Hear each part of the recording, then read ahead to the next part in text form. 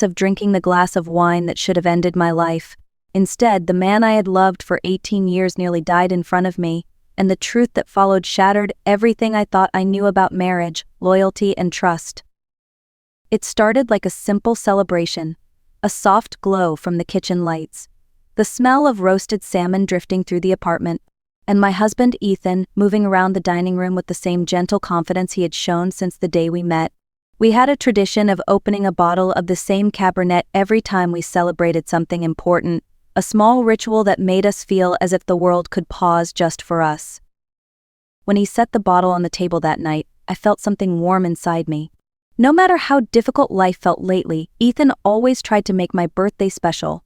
It was the one thing I could count on. But the moment I lifted the glass to my nose, something shifted. A faint bitterness.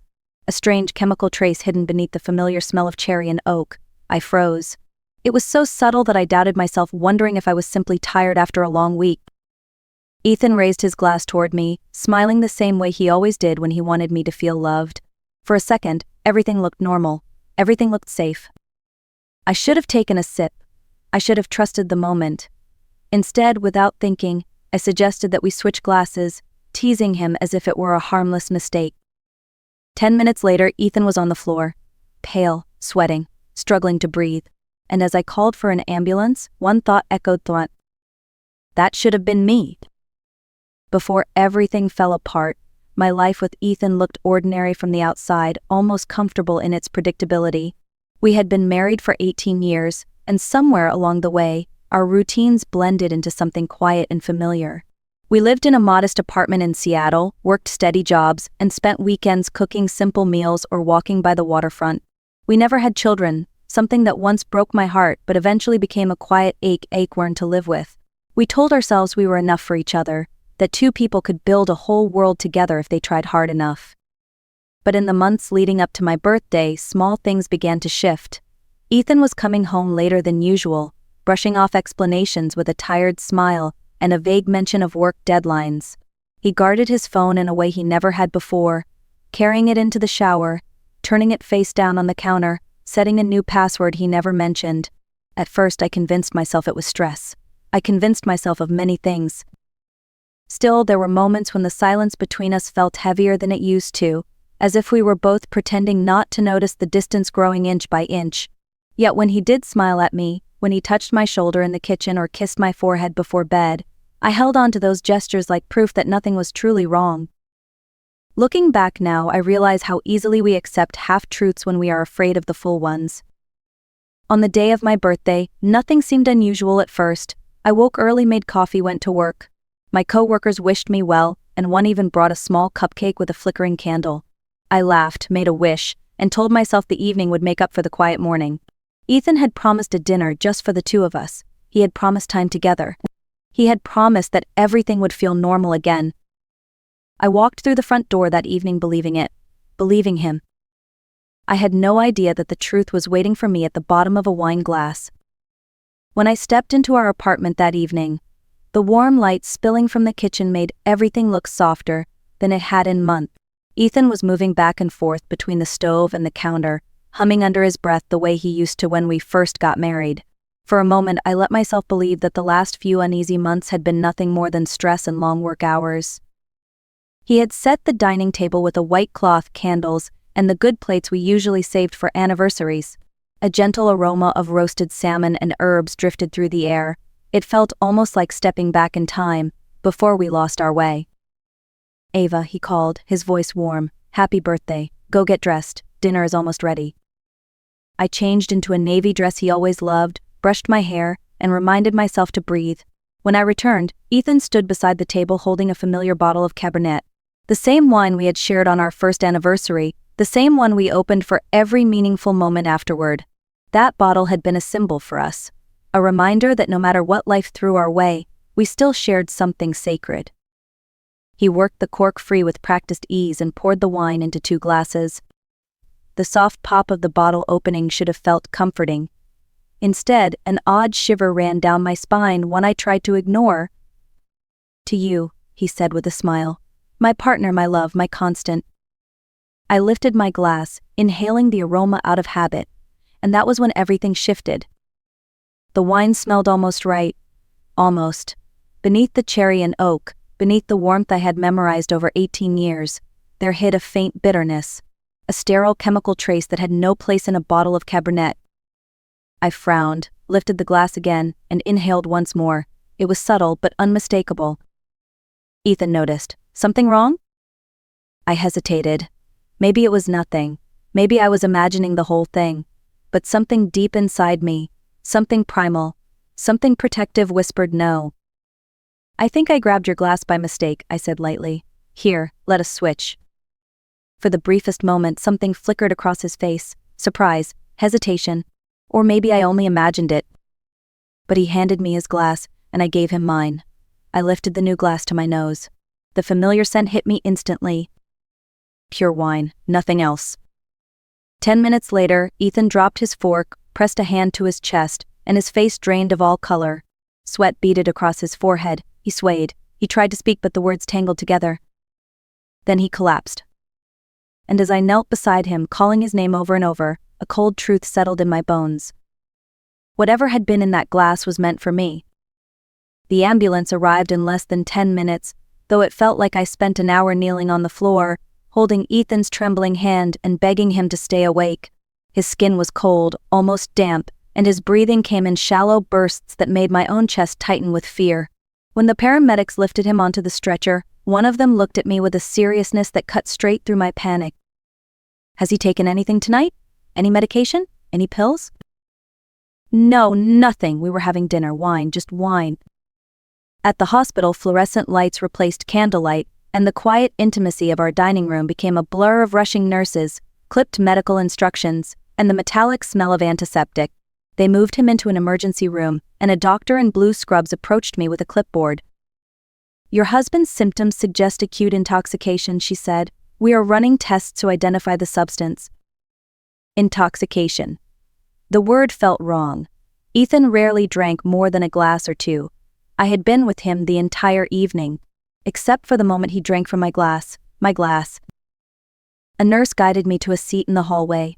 I sat there staring at the white tiles, trying to make sense of everything. The strange smell in my glass, the way Ethan hesitated, the sudden collapse. None of it made sense, and yet it all formed a pattern I didn't want to see. When the doctor returned, her expression was grave. We found barbiturates in your husband's system. A significant amount. Barbiturates, sleeping medication, sedative strong enough to stop a heart if mixed with alcohol. My stomach dropped. That should have been in me. If Ethan had not taken the wrong glass, I would be the one unconscious behind that door. I would be the patient they were fighting to stabilize. A police officer arrived soon after, asking routine questions. What had Ethan eaten? Who prepared the meal? Who opened the wine? Did I see anyone else near the glasses? Each question felt like a needle threading doubt through my thoughts, and the officer's final question stayed with me long after he left. Is there any reason to believe someone may have wanted to harm you? I wanted to say no. I tried to believe it myself. But deep down, a quiet voice whispered the name I feared most. Ethan. When I finally returned home that night, the apartment felt colder than it had ever been. The candles on the dining table had burned down to soft pools of wax, and the plates of untouched food sat stiff and lifeless. I moved through the room slowly, as if every object might reveal something I had missed. My eyes landed on the wine bottle. It was still standing where Ethan had placed it, the deep red label facing forward. I picked it up, turning it in my hands, searching for anything that might explain the nightmare that had unfolded. At first, nothing seemed unusual. It was the same brand we always bought, the same year, the same rich color behind the glass. But then I saw it. Along the edge of the label, almost invisible unless you looked directly at it, was a thin ripple, a lifted corner. The faintest sign that the label had been peeled back and pressed on again. My heart pounded so hard I could hear it in my ears. That bottle had been sealed when he bought it. It always was. We purchased it from a specialty shop that took pride in their products. I knew that for a fact. I grabbed my phone and called the store, my voice shaking despite my best effort to steady it. The clerk confirmed what I already suspected. Every bottle sold today was in perfect condition. None had damaged labels. Meaning the bottle Ethan opened had been tampered with after he left the store. Meaning someone had opened it intentionally. meaning someone had added something. The room swayed around me as the truth pressed in. Only one person had been home before I arrived that evening. Only one person had access to the bottle, the glasses, and the quiet hour before dinner. I wanted to reject the thought. I wanted to cover my ears and pretend I did not see the pattern forming. But the reality was impossible to ignore. It all pointed back to Ethan. The next morning, I returned to the hospital with a knot of fear tightening in my chest. Ethan was awake, propped up against a stack of pillows, his skin still pale but his eyes clearer than the night before. When he saw me step into the room, something heavy flickered across his face. Shame, guilt, maybe both. "Ava," he said softly, "I need to tell you the truth." For a moment I couldn't breathe. Every horrible thought from the night before crashed in at once.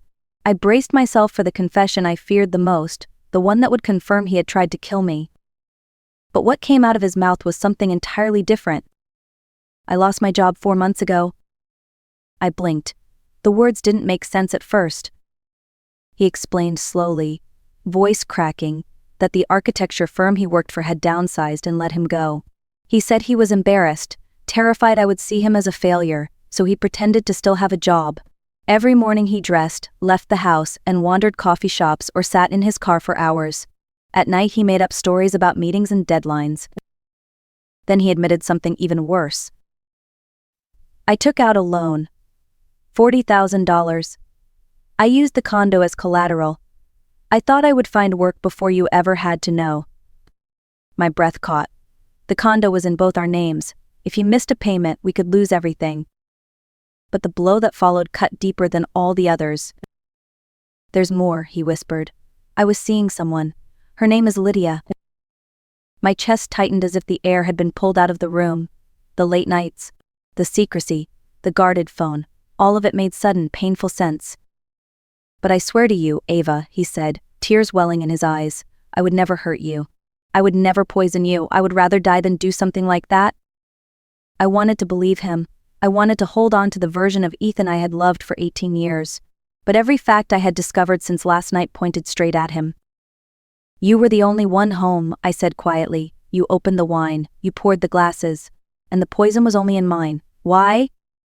He shook his head desperately. "I don't know. I swear I don't know. I lied about work. I lied about the loan. I lied about the affair. But this, Ava, this isn't me. Someone else did this."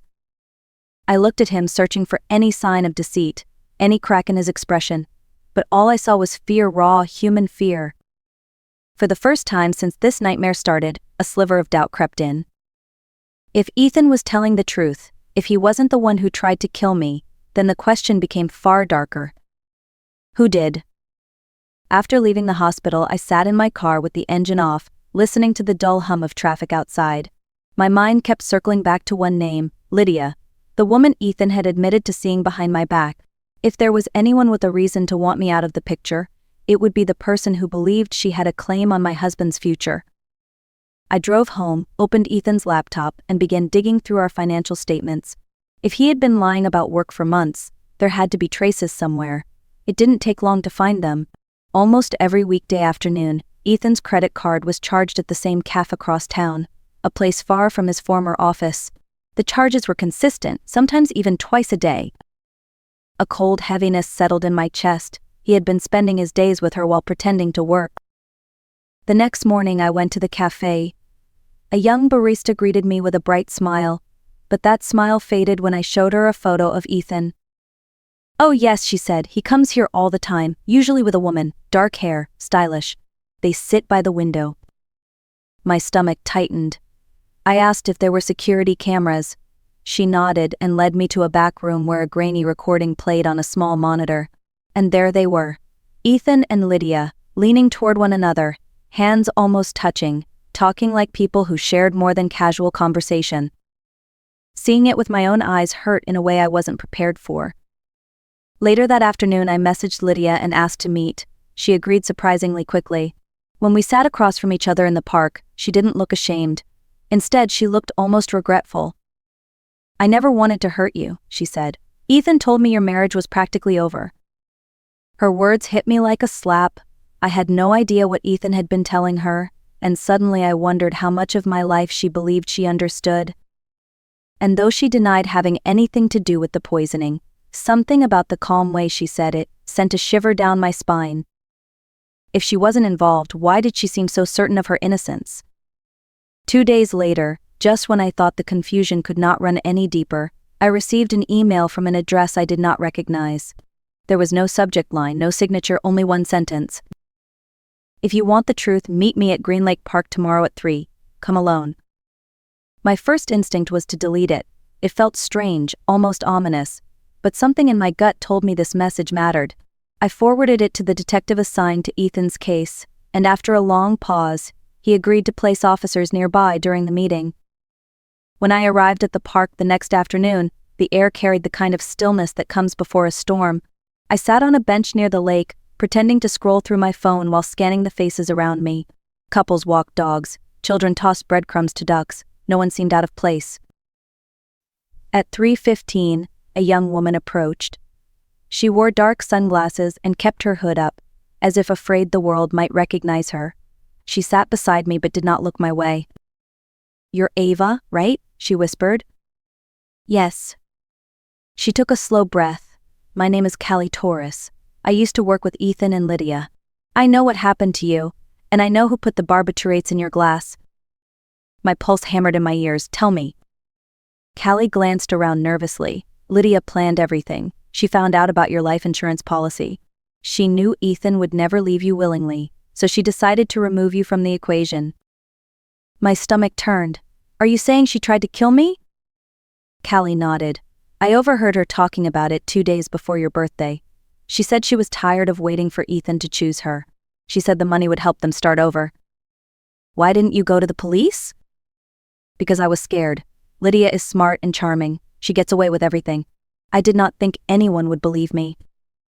Her voice trembled as she added, "I could not stay silent anymore. You deserve to know the truth."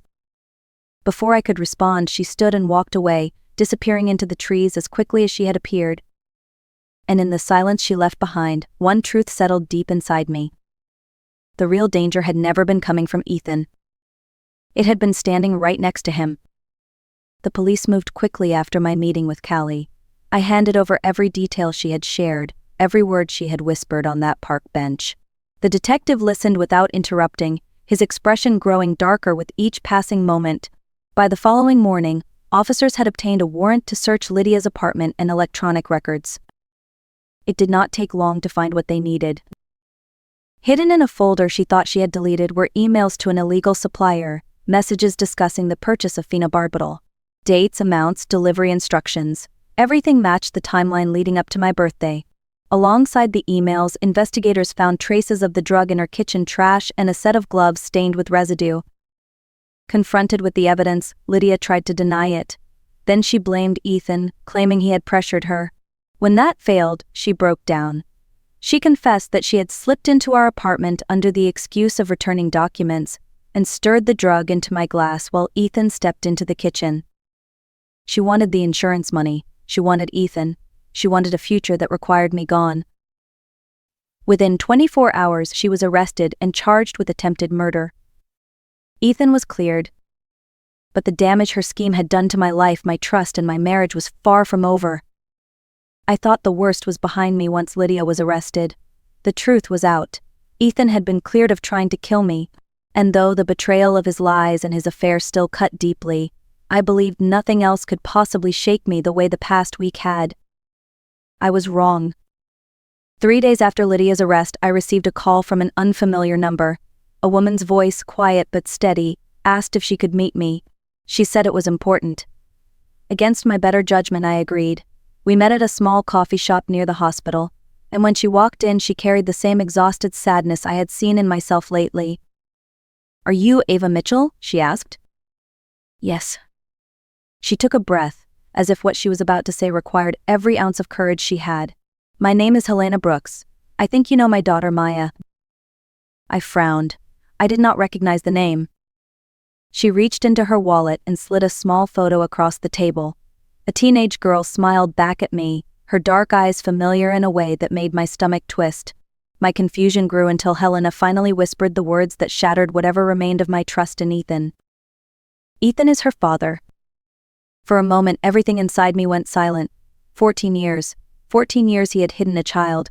A living, breathing reminder of a betrayal that ran deeper than any affair. And then Helena told me something even harder to hear. Maya is sick. She has a serious heart condition. She needs surgery soon. It costs $50,000. She looked at me with eyes full of apology, not expectation. I am not asking you for money. I just thought you deserved to know the truth. I sat there staring at the photo of the girl who carried Ethan's eyes, feeling the final piece of my marriage crumble. The poisoning had not destroyed us.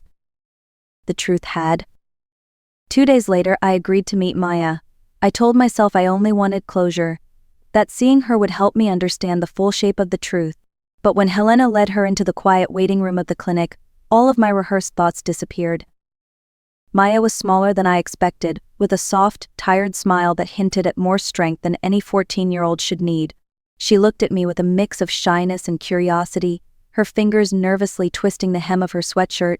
And then, when she brushed her hair behind her ear, I saw it. Ethan's eyes. Ethan's quiet, thoughtful expression. Ethan's way of observing the room before speaking. "Hello," she said gently. I sank into the chair across from her. "Hi, Maya." There was no anger in her face, no resentment, no sense of entitlement, just a child who had been handed far too much pain for her age. She told me she liked drawing and astronomy, that she hated hospitals but tried to be brave for her mom. She spoke with the calm acceptance of someone who had lived with illness long enough to know fear intimately. I asked her if she knew who I was. She nodded. "Mom told me. I am sorry about everything. I did not want anyone to get hurt." Her apology broke something inside me. This girl had done nothing wrong, yet she carried the weight of secrets she never asked for. By the time we stood to leave, I knew one thing with absolute clarity. Whatever Ethan had done, Maya did not deserve to suffer for it. In the weeks that followed, everything in my life shifted. While doctors scheduled Maya's surgery, I met with my own attorney to discuss the future I had been avoiding. My marriage was already fractured beyond repair, but now it felt like a structure held up by memories instead of trust. Ethan and I sat across from each other in a quiet conference room, the same room where we once signed papers for our condo. This time our signatures marked an ending. He looked exhausted, older somehow, weighed down by guilt and the consequences of his choices. He apologized again, not for Lydia or the lies or even the poisoning, but for the years of secrets that had stolen pieces of our life without me knowing. I accepted his apology, but forgiveness is not the same as reconciliation. Some things cannot be rebuilt on broken foundations. When the divorce papers were finalized, he asked if I hated him. I shook my head. Hatred requires energy I no longer wanted to spend. I simply felt done. With my share of the settlement, I moved into a small apartment closer to the art studio where I had recently enrolled in evening classes. It felt strange at first, living alone after nearly 2 decades of shared routines. But slowly, the quiet became peaceful instead of lonely. I filled the walls with canvases, practiced new recipes, took weekend trips by myself. I learned how to enjoy my own company again. Maya's surgery was a success. When Helena texted me from the recovery room, I cried for the first time in months. Not from sadness, but from relief. Maya had a future, a full one. Ethan moved into a rental home near their neighborhood, determined to make up for the years he had lost. 2 years later, I heard he married Helena. I felt surprisingly calm, almost grateful.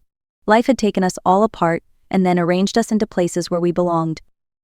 As for me, I eventually met someone too. His name was Marcus Hale, a gentleman with quiet humor and kind eyes. He never asked about the past unless I wanted to share it. I still think about that night sometimes, the birthday that nearly became my last.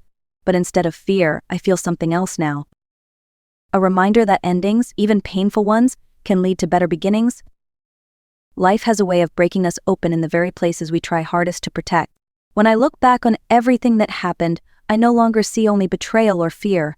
I see the strength that rose out of the ruins, the choices that shaped a new beginning, and the quiet bravery it takes to walk away from what no longer serves you.